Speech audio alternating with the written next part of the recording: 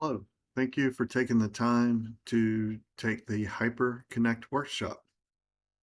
The HyperConnect workshop is an immersive workshop where we'll cover the HyperConnect SDK, our Node or Deno module. In this workshop, we'll be doing Deno. And if you want to follow along, go to github.com, Hyper63 workshops, and log in with your GitHub account. And we will resume from the first workshop, which was called Hello World, and continue to build out our Mario Wiki API. Through this process, we'll cover core Hyper data services like the update, the remove or delete, and the list features. In this workshop, you will need to know HTTP JSON APIs, JavaScript, especially async await and promises, and Git and GitHub. You need a GitHub account in order to follow along. So what is HyperConnect? HyperConnect is a client module or a software development kit, whatever you want to call it, but it is a client-side library that just literally provides you a more intuitive API experience instead of having to do all of the RESTful semantics. So it basically, the Hyper API is a HTTP JSON API. You may call it REST, but it basically takes JSON data and returns JSON data. And the HyperConnect module just gives you a wrapper around that so that you really just give it a connection string. So we'll see in a minute, and you'll be off, up and going. So what we want to do, if you've gone to Hyper63 workshops and logged in with GitHub, now what we want to do is launch a Gitpod instance. And the Gitpod instance will just allow you to use Visual Studio Code in a cloud development environment. That way you don't have to set up anything on your local system. And to do that, you just type in your URL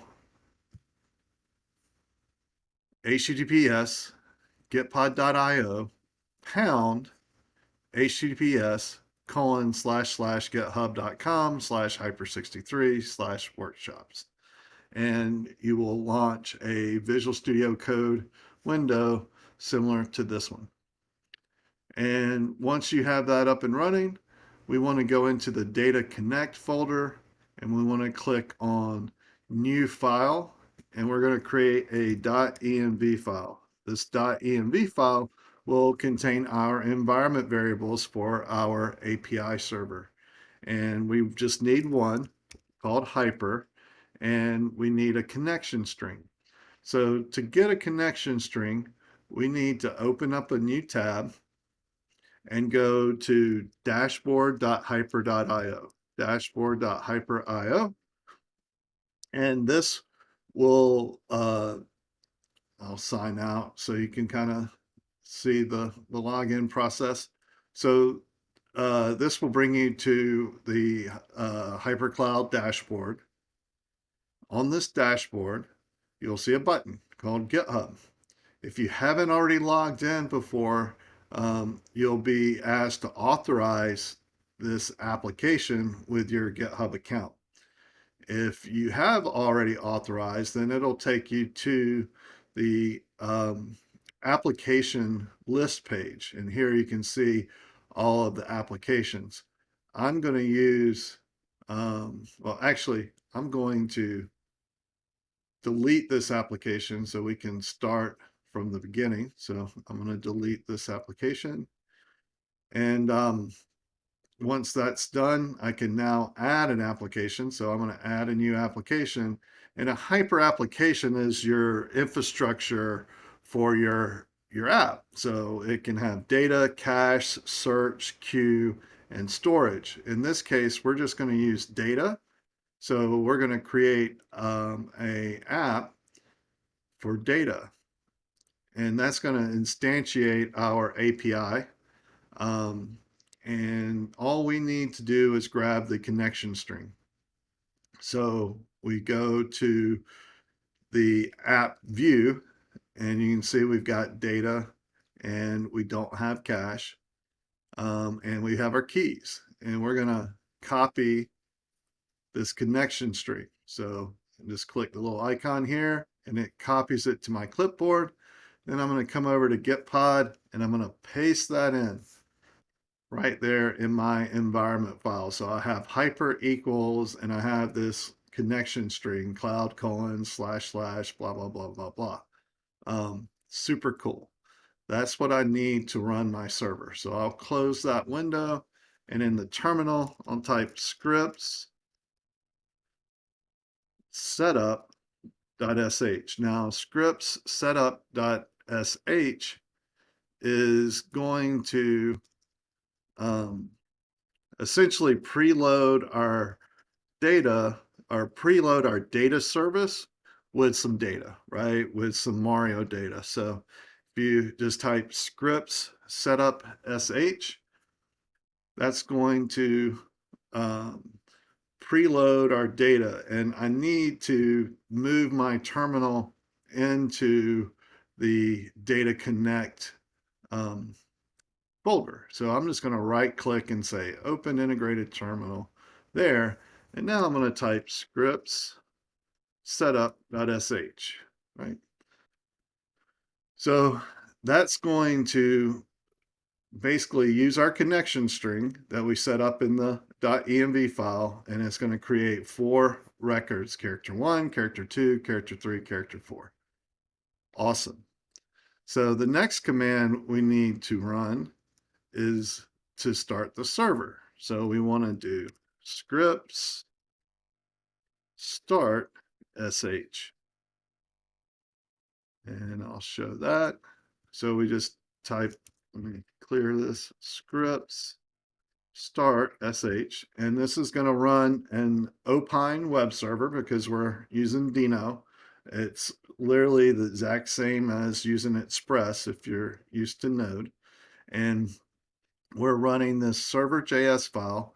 And what we want to do is implement the update, the delete, and the list endpoints. So if I send a put to API character /ID with a JSON document, I want to update the data source with that document. So we'll work on that one first. And if you have everything running, let's go ahead and just create a new terminal. And we're just going to go ahead and set up our curl. So if we curl localhost 3000 API characters character -1, right? That's going to give us the character Mario. And what we're going to do is we're going to want to update that. So I'm going to copy that JSON document, and I'm just going to go ahead and queue up what I want to happen. I want to do a put on localhost 3000 API characters character 1, right? And this is going to be content type application JSON. So that's the type of content we're sending. And our document is going to be like this, but we're going to add a new property. So we'll say description.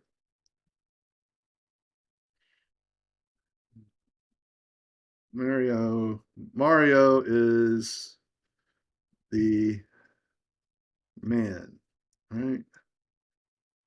Okay. So we have that. And if we run it right now, we're going to get a message not implemented, which means we need to implement it with Hyperconnect. So I'm gonna requeue that up, and then we're going to use our Command P, and we're going to look for update character.js data connect API, and we're going to import connect from hyperconnect. And now we need to create our hyper instance by calling connect and passing in the environment variable that we set called hyper. Okay, cool. Now that we have that, now we can work on this handler, which this handler is our put API character / ID, right? So what we want to do is do an await for hyper.data.update. And now the update method takes an ID. So we can say request.params.id, and then the body, and we can say request.body, like that. And then we're just going to send back the result to the caller so we can kind of see what happened in our console or our terminal down below. So that's our command. Now, in a real world application, you'll do more than this, right? So you would make sure this body is the right uh, schema, and you would make sure you would handle any kind of error cases, whatever. But for the purpose of this workshop, we're just trying to show the hyperdata update command, which is a promise. Now, if we run our curl command, we get okay, true. Sweet. So our code worked. And now we can verify by doing a get to get character one, and you see that our description is added. So that's pretty awesome. Now, the next handler we want to do is the remove character. And the remove character is a very similar flow, almost this exact identical flow, except instead of data.update, we want to do data.remove and just pass in the ID. So very similar to update character, we need to import connect from hyperconnect, and then we're going to grab the result from connect and then get the environment variable called hyper, and then we're going to set up our result to be await hyper.data.remove request.params.id. And then we're just going to send the result back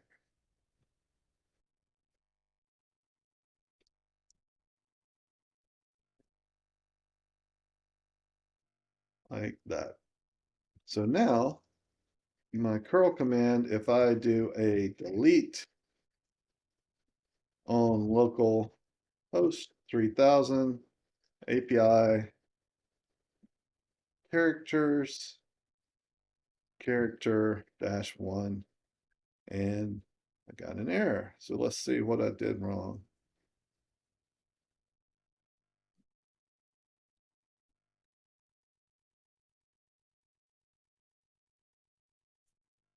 Hyper is not defined. Ooh, there we go. So now let's try it. Boom, we have it deleted. We got an okay true. So if we try to do a get, it's not there. Now we can re-add it, right? So let's do curl x post localhost 3000 API characters, that, and we want to send content type application JSON, right? And our data will be a JSON document that has an ID called character one. Oops. Ah, escape out. So an ID character one and a type character and a name Mario.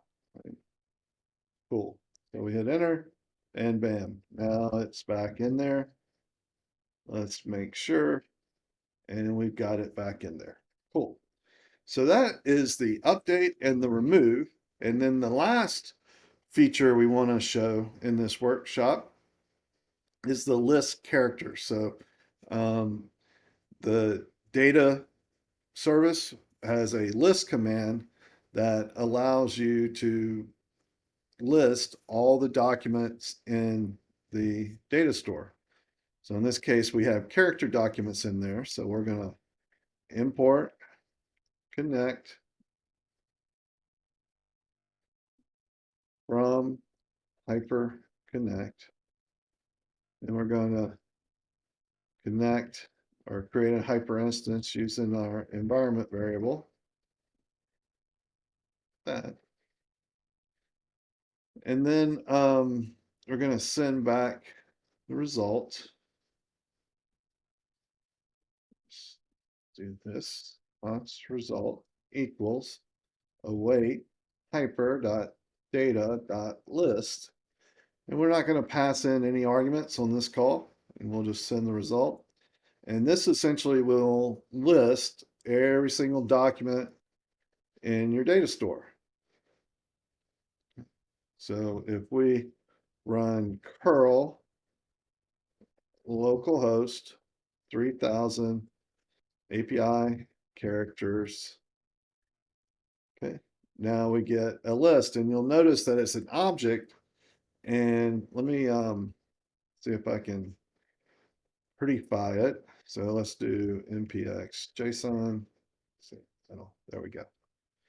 So you get back an object, and it has an OK true, and then it has a docs property, and that docs property is an array that contains each one of your documents. Now, if we just wanted to send back just the documents, we can just do that, and that would just send back the documents.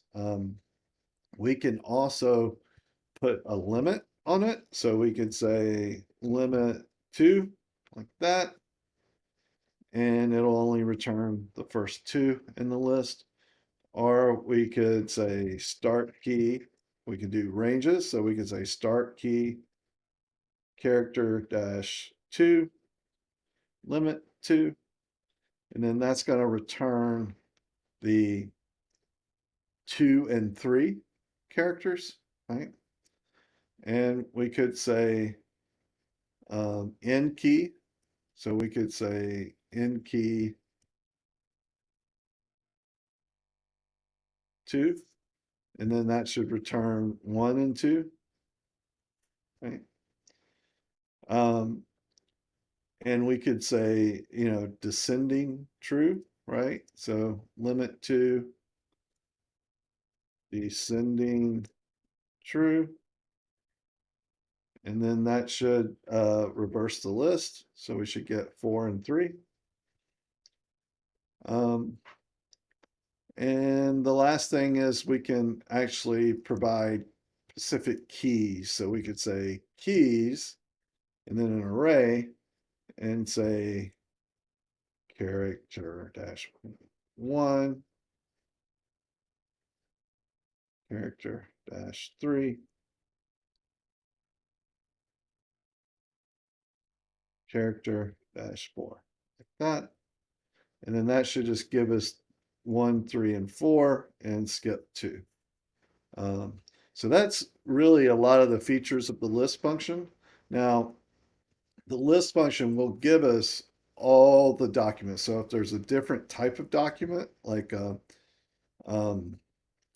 game or an appearance, it would include those as well.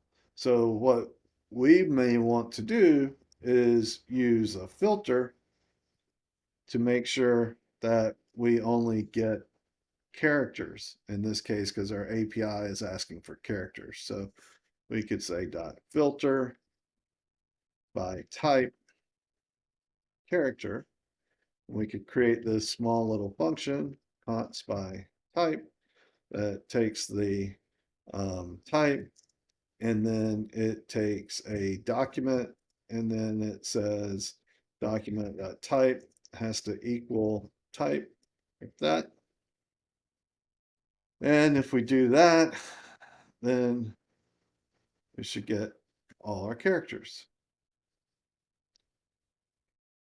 So that's pretty cool. You may want to, as an exercise, go through and create a update game, remove game, and list games. And in the next workshop, we'll talk about uh, queries where we can do more advanced kind of data retrieval than just than the list. So the list is good primarily for pagination um, or range queries, things like that. But then there's a query, hyperdata.query function that allows you to send essentially like a where clause to pull back data, which is also pretty cool. So